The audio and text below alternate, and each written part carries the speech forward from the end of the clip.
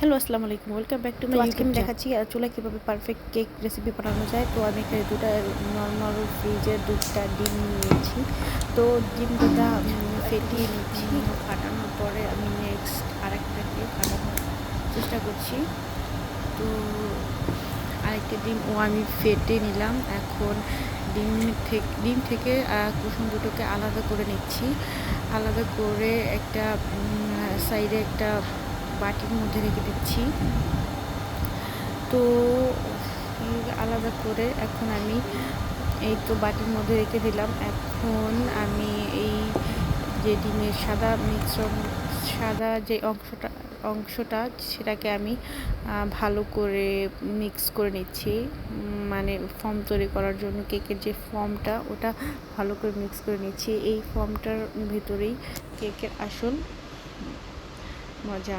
মানে এই ফর্মটা যদি সুন্দরভাবে না হয় তো কেকটা সুন্দরভাবে হয় না। তো আমি ওটাকে অনেকক্ষণ যাবত ফেটিয়ে নিলাম, ফর্ম তৈরি করে নিলাম 5 মিনিটের মতো। এখন আমি এর মধ্যে চিনি দিয়ে দিচ্ছি অল্প অল্প করে। একসাথে সব চিনি দেওয়া যাবে না, অল্প অল্প করে দিয়ে নিচ্ছি।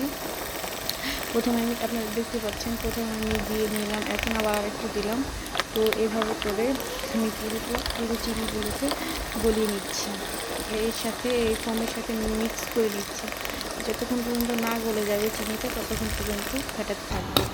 তো এখন আমার এটা খুব সুন্দর করে ব্যাটারটা হয়ে গিয়েছে। তো এখন আমি এটাকে আরেকটু মিক্স করে নিচ্ছি যাতে কোনো চিনির দানা না থাকে।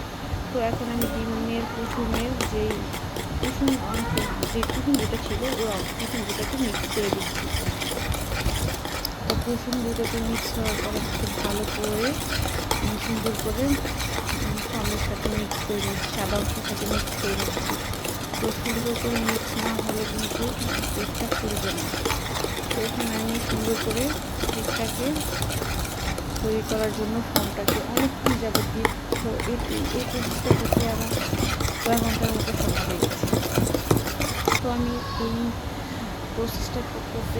এখন এর মধ্যে আমি হাফ 2 চা চামচ সয়াবিন তেল দিয়ে দিলাম। এখন সয়াবিন তেল দেওয়ার পরে এই মিক্সচারটাকে আমি 1 মিনিট ভালো করে মিক্স করে নেওয়ার পরে 1 কাপ আটা এর মধ্যে আমি দিয়ে দিলাম। আর দিয়ে দিলাম বেকিং পাউডার। আর 1 চামচ দিয়ে দিলাম বেকিং সোডা। 1 চামচ বেকিং পাউডার আর 1 চামচ বেকিং সোডা দিয়ে নেওয়ার পরে এখন আমি খুব আলতোভাবে এটাকে নেড়ে চেড়ে নিচ্ছি, মানে মিক্সটাকে মিশিয়ে নিচ্ছি। এখানে আমি স্পিডটা বাড়িয়ে দিয়েছি। স্পিডটা বাড়িয়ে দেওয়ার জন্য মনে হচ্ছে অনেক দ্রুত দিচ্ছি, কিন্তু এটা দ্রুত দিচ্ছি না। এটাকে আমি খুব আলতোভাবে মিশ্রণটাকে মিক্স করে নিয়েছি। আর দিয়ে দিলাম 2 চা চামচের মতো লিকুইড দুধ।